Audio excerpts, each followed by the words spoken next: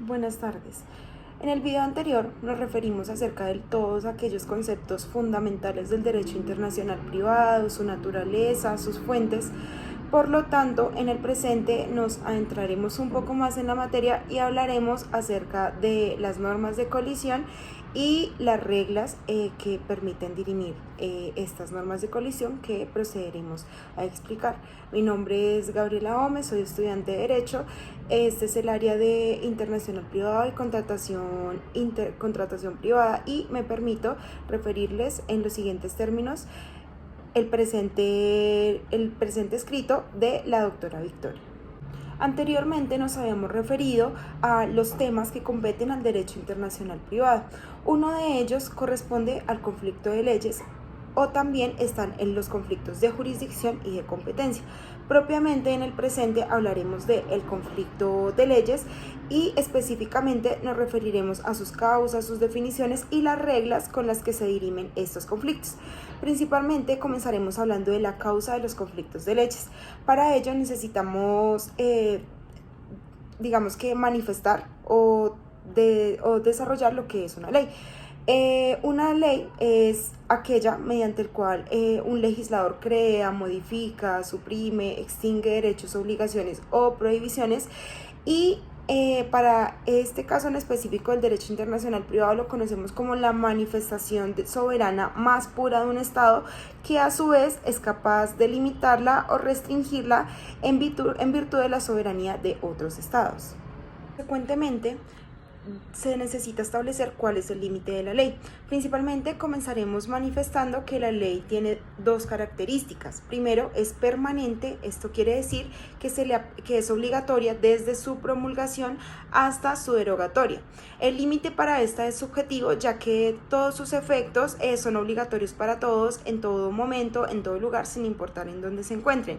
Esto define lo que se denomina la autora como la extraterritorialidad en la ley. Posteriormente tenemos la característica general, que corresponde a que a todas las relaciones y a todas las situaciones jurídicas les es aplicable la ley dentro del mismo territorio. Esto responde a la característica, al límite de la territorialidad, es decir, que solo la ley se puede aplicar en este determinado territorio sin importar su nacionalidad, bien sea colombiano en este caso o bien sea extranjero. Se le aplicará la misma ley siempre que esté dentro de este mismo territorio.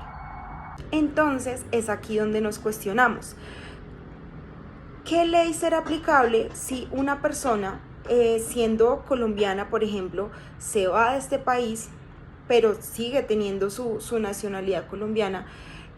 Ocurren ciertas situaciones o relaciones jurídicas. ¿Qué ley le será aplicable? ¿Se le aplica la ley donde ocurrieron los hechos? ¿Se le aplicará su ley de nacionalidad o se le aplicará su ley del domicilio? Para esto, más adelante y sobre estos conflictos vamos a tratar, porque cabe recalcar que estos conflictos tienen su naturaleza o su objeto con la interacción social, económica y cultural de los individuos de diferentes estados, y esto es lo que procederemos a manifestar en los siguientes enunciados. Ahora bien, comenzaremos estableciendo la definición de lo que son los conflictos de leyes. Para esto hay que decir que los conflictos de leyes son la concurrencia de los ordenamientos jurídicos estatales diferentes en los cuales hay una relación jurídica o una situación jurídica que tiene un elemento extranjero que se considera aplicable para dar solución a tal situación específica. O también cuando a una misma relación o situación jurídica se le atribuyen diferentes leyes que pueden ser de dos o más estados, que le pueden ser aplicables para darle situación a este caso en concreto. Ahora procederemos a hablar de los elementos de este conflicto de leyes. Comenzaremos propiamente por la relación jurídica. Esta se presenta cuando un hecho ha modificado o ha eliminado algún derecho u obligación real o personal. En este sentido, a lo que nos referimos es a el supuesto fáctico, naturalmente, y de esta manera este supuesto fáctico está contenido o regulado por dos o más ordenamientos jurídicos. El siguiente corresponde a el elemento internacional. Esto corresponde a que ya denominamos la relación jurídica. Entonces, esta relación jurídica debe tener un punto de contacto extranjero. Esto es que cuando los puntos de contactos extranjeros se encuentran dentro del territorio de distintos estados. En este sentido, son elementos importantes para determinar este elemento internacional: la nacionalidad, el domicilio, la residencia, el lugar de los bienes, el lugar donde ocurrieron los hechos, o también el lugar donde ocurrió este daño extracontractual. El siguiente elemento corresponde a la pluralidad de estados y las leyes aplicables. En este sentido, es necesario que hayan dos o más estados independientes con soberanía autónoma, que tengan leyes diferentes, aplicables y obligatorias para una misma situación jurídica, pero que estas leyes tengan unas consecuencias jurídicas completamente diferentes. Y finalmente tenemos el último elemento correspondiente a la aceptación del derecho extranjero. Esto corresponde a que cuando la ley del foro, bueno, hago aquí una salvedad, cuando hablamos de la ley del foro o del estado del foro, es el estado en el que se presenta la controversia jurídica. Entonces, para este último elemento, cuando la ley del foro ha permitido o ha aceptado que un juez aplique una norma extranjera a un determinado supuesto fáctico. Para esto es muy importante, demasiado importante, que haya aceptación del estado del foro. Si no lo acepta, se entenderá que hay dos leyes que pueden ser aplicables, y en este sentido se aplicará la ley del foro. Ahora bien, habiendo explicado los elementos, procederemos a explicar las reglas de conflicto. Las reglas de conflicto responderían al cuestionamiento de cómo el derecho resuelve esta colisión. En este sentido, las normas de conflicto resultan cuando hay dos o más ordenamientos que se consideran aplicables para una situación o una relación jurídica. Es en este momento cuando entran estas reglas de conflicto a dirimir y a determinar qué ley será aplicable. Estas reglas de conflicto son y corresponden a su carácter normativo, a la incorporación en un orden jurídico interno, a un punto de contacto que sirve como criterio para dirimir este conflicto, a el hecho, la relación jurídica, la situación o la categoría que se va a resolver, y por último la consecuencia jurídica que se derivaría de hacer esta o tal ley aplicable a ese caso en concreto. Primera regla de conflicto que pasaremos a analizar corresponde a la regla de determinación de la ley aplicable. En este sentido, las normas de conflicto hay que entenderlas diferentes a las normas materiales, porque las normas de conflicto lo que nos expresan es una consecuencia jurídica diferente. ¿Por qué? Porque las normas materiales lo que nos quieren determinar es la validez o la antijuricidad de un supuesto fáctico, crean derechos, crean obligaciones o asimismo los suprimen. Y en este sentido, las normas de conflicto lo que hacen es determinar qué ley de cada estado o qué ley de cierto estado es aplicable a una situación jurídica o a un supuesto fáctico. En este sentido, las normas de conflicto se pueden redactar de dos maneras. La primera manera es la manera positiva, en donde manifiestan de manera expresa que a cierta categoría jurídica se le puede aplicar o se le puede atribuir una ley de cierto estado. Y la segunda es la manera negativa, en donde expresan de manera tácita que se le debe aplicar una norma de carácter internacional, porque se delimita territorialmente las leyes nacionales. En este sentido, cuando un juez es competente pero el litigio es de carácter extranjero, este juez se debe limitar a fallar en virtud del derecho o de la ley extranjera. La segunda regla corresponde al carácter y rango de norma. Para que una norma de conflicto se configure como tal, esta debe estar estructurada bajo todas las reglas que tiene una norma como tal, y esto depende de cada estado, ¿no? Sin embargo, es muy importante que esta norma siempre sea de carácter general. ¿Qué significa esto? Pues que sea de aplicación general para todas las personas. y que no sea de carácter particular, es decir, que se le aplique específicamente a una persona, siempre debe ser de carácter general. ¿En dónde se encuentran estas reglas? Pues en los estados de common law, se encuentran en los precedentes judiciales y en los de civil law, en las leyes. Asimismo, pues también los encontramos en la jurisprudencia, las costumbres, siempre que éstas sean consideradas como fuentes del derecho dentro de cada uno de los estados. Por último, encontramos la tercera y última regla, que corresponde a la localización en un orden jurídico interno. Hay algunos tratadistas o algunos doctrinantes que disponen que las reglas de conflicto deben obedecer solo al orden jurídico interno. Esto es un sentido nacionalista, pero hay otros que disponen que deben haber unas normas, principios y valores que estén coordinadas o aceptadas dentro de toda una comunidad internacional. Esto responde a el sentido internacionalista. Lo cierto de esto es que se conciben como esta regla se concibe o se entiende que estas reglas de conflicto como normas del derecho interno deben estar expedidas, bien sea por el legislador de este derecho interno, por este estado, o que estén ratificadas mediante o que se encuentren consagradas en un tratado que haya sido debidamente ratificado. Por ejemplo, en Colombia lo tenemos en cierto articulado del Código Civil, en cierto articulado del Código de Comercio y también en la Ley 80, que es nuestro estatuto de contratación estatal. En este orden de ideas hablaremos ahora de los estatutos y los puntos de contacto. Para resolver una pluralidad de leyes, ¿sí? Para determinar qué ley es aplicable a una misma situación, a una misma relación jurídica, las reglas de conflicto establecen unos puntos de contacto que están establecidas en cada uno de los estatutos y que nos determinará qué norma es la aplicable a una situación jurídica concreta. En este sentido, un punto de contacto escoge uno o más estatutos como determinantes para definir que su derecho es el realmente aplicable.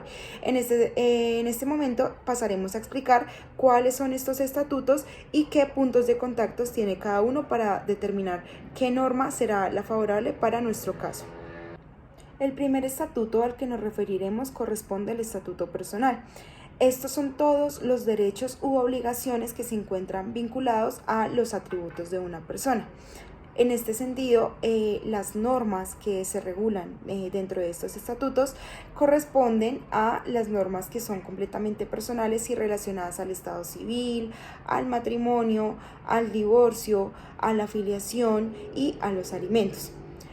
En este orden, los puntos de contacto, como son personales, los puntos de contacto que tenemos para este estatuto son la nacionalidad y el domicilio. La nacionalidad abarca y determina las relaciones y situaciones jurídicas que se encuadran dentro de las controversias personales de los individuos. Entonces, las leyes que serían aplicables al ser personales, al encuadrarse dentro de estas controversias de carácter personal, correspondería a la ley del Estado nacional, al Estado nacional de la persona que tiene estas controversias.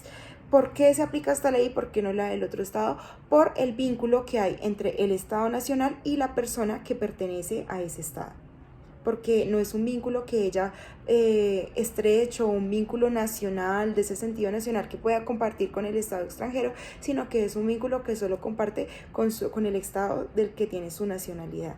No obstante, este elemento ha sido bastante criticado por dos aspectos fundamentales. Primero, porque critican el hecho de que una persona deba seguir atendiendo a la ley de su estado, de su país de origen, aun cuando ya haya decidido, por ejemplo, hacer su vida fuera de él y ya esté domiciliado en otro país. Y por otro lado, sobre los países que tienen gran cantidades de migrantes, digamos que de varios países, deben acatar o obedecer a varios ordenamientos jurídicos que no son el suyo, a varios ordenamientos jurídicos de otros estados, lo cual para ese estado que recibe estos migrantes generaría totalmente un caos jurídico por la cantidad de normas que hay que necesita ser aplicables de otros estados. Ahora bien, ¿qué pasa cuando las personas tienen doble nacionalidad? Entonces la ley que les será aplicable será la ley en donde estos estén domiciliados o donde tengan su residencia habitual. ¿Y cómo se determina entonces la nacionalidad de las personas jurídicas?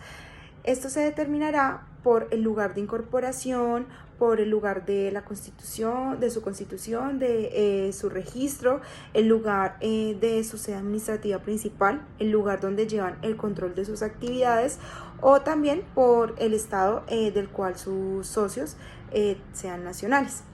Es importante recalcar, finalizando ya este punto, que la nacionalidad, este tipo de nacionalidad está concebida en nuestra Constitución en el artículo 19. Ahora bien, el domicilio, sobre el cual primero entraremos a definir qué es el domicilio, lo cual es el asiento jurídico de la persona. Esto es el lugar en donde la ley, digamos que ha fijado su residencia a efectos de determinar allí el ejercicio de sus deberes y obligaciones, es decir, de producir todos estos efectos jurídicos. Volviendo a nuestro punto de conexión, el domicilio se ha considerado un punto de conexión importante porque es donde se encuentran todos estos lazos familiares, lazos laborales o todos aquellos vínculos personales que permiten determinar pues la ley aplicable, ¿sí? Es como un aspecto muy personal y de vínculos de la persona. No obstante, este punto le permite a la persona desligarse, digamos que de las leyes de su estado o su país de origen, del país del cual es nacional, se desliga completamente de ya que ha decidido hacer su plan de vida fuera del mismo. Para ello es importante establecer que para que haya domicilio debe haber un ánimo de vivir allí, ¿sí? Y esto, digamos que a lo largo del tiempo ha sido muy difícil de probar. Es muy difícil probar este ánimos, lo cual ha generado como cierta incertidumbre y cierta inseguridad jurídica que ha permitido establecer alternativamente como un punto alterno de conexión la residencia habitual. Esta residencia habitual corresponde a este lugar donde la persona física vive efectivamente, ¿sí? En este sentido, sobre esta residencia habitual, la Conferencia de La Haya y la Unión Europea se han pronunciado manifestando que este es un completo que integra completamente lo que ya hemos hablado del domicilio y la nacionalidad. Es un concepto integrador, real y fácil de establecer frente a los problemas que hay sobre esta conservación de nacionalidad. Y refiere completamente al sometimiento de un individuo o los residentes de un estado a las normas o al sistema jurídico y a la voluntad de permanecer en tal estado. Entonces pues le será aplicable, digamos que esta ley a falta o como a manera de integración de la nacionalidad o del domicilio que previamente ya hemos mencionado. El segundo estatuto que entraremos a dirimir corresponde al Estatuto Real. Entre este se enmarcan todos los derechos principales correspondiendo al uso, el goce, la disposición y aquellos derechos accesorios como la prenda, la hipoteca y la servidumbre. La norma que será aplicable para dirimir este conflicto corresponderá a la ubicación en donde se encuentre el bien que es objeto de controversia. El lugar de ubicación del bien objeto de controversia responde a la ley del lugar en donde surgieron las controversias de estos bienes, bien sea bienes muebles o bienes inmuebles. Se ha elegido para los bienes inmuebles porque estos se encuentran dentro de determinado o hacen parte de determinado territorio. Y lo mismo para los bienes muebles, ya que estos tienen como una dificultad móvil y pues teniendo en cuenta el domicilio se fija también la misma regla que para los bienes inmuebles. Tercero es el Estatuto de las Obligaciones, que responde a todos los derechos y las obligaciones que emanan de un contrato o de una responsabilidad extracontractual. En este nos referimos directamente a los contratos internacionales y están establecidas todas las relaciones jurídicas que surgen directamente de un contrato y que se pactan con normas relativas a la capacidad, a las cuestiones de forma para celebrar estos contratos y a las cuestiones directamente de fondo que establecen la manera en cómo se van a cumplir estas obligaciones que hay dentro del contrato. Sin embargo, cada una de estas tiene su punto de contacto. Para la ley aplicable a la forma, tenemos que es esta ley que se se rige por las normas del lugar de celebración, esto es el espacio geográfico en donde se realizó, en donde se firmó este negocio jurídico o se firmó este contrato. Respecto de la ley aplicable al fondo, nos referimos directamente al... Hay tres aspectos: el lugar de ejecución, el lugar de negociación y la autonomía de la voluntad de las partes. Cuando nos referimos al lugar de ejecución, es el lugar en donde las obligaciones del contrato deben ser cumplidas. Cuando hay varios lugares en donde estas obligaciones deben ser cumplidas, siempre se tomará la obligación más importante o de más relevancia. Ahora bien, respecto del lugar de negociación, es este lugar en el que las partes firmaron o fijaron el contenido del contrato. Sin embargo, hacemos la salvedad que cuando hay un contrato en que versan bienes reales sobre bienes muebles e inmuebles, siempre se aplicará la ley del lugar en donde, o la ubicación en donde se encuentra establecido este bien mueble o inmueble. Y por último, tenemos la autonomía de la voluntad. Las legislaciones y la doctrina permiten que las partes sean quienes elijan qué ley puede ser aplicable. Pero en Colombia, digamos que esto todavía sigue siendo motivo de debate. ¿Por qué? Porque no se ha permitido hasta el momento, dado que en Colombia hay leyes supletivas y leyes imperativas. Entonces debería definirse si esta norma de conflicto es una ley supletiva o imperativa. Supletiva cuando se puede modificar o cambiar e imperativa cuando es de obligatorio cumplimiento y no permite ningún acuerdo en contrario a lo que está establecido en ella. Entonces depende de qué tipo de norma de conflicto sea esta, de qué ley sea este tipo de norma de conflicto, las partes podrán pactar o no en contrario, pero esto sigue siendo motivo de debate hasta el momento. Y las obligaciones extracontractuales, que me permito referir a que una obligación o una responsabilidad extracontractual sea de ese tipo de relación o situación jurídica en la que no ha mediado un contrato para que nazca a la vida jurídica. En este sentido, se utilizará como punto de contacto el lugar donde ocurrió el delito o donde ocurrieron los hechos objeto de controversia. Y por último tenemos el estatuto final, que es el estatuto procesal. Cuando nos referimos a un tema procesal, nos referimos directamente a todas estas formas o a todos estos actos, digamos que procesales, con los que se van a regir nuestra controversia y con los que se va a proceder a tomar una decisión en derecho a través de nuestros operadores jurídicos. Entonces, bien, para esto es importante hacernos un cuestionamiento y es: ¿bajo qué ley va a regir el proceso como tal?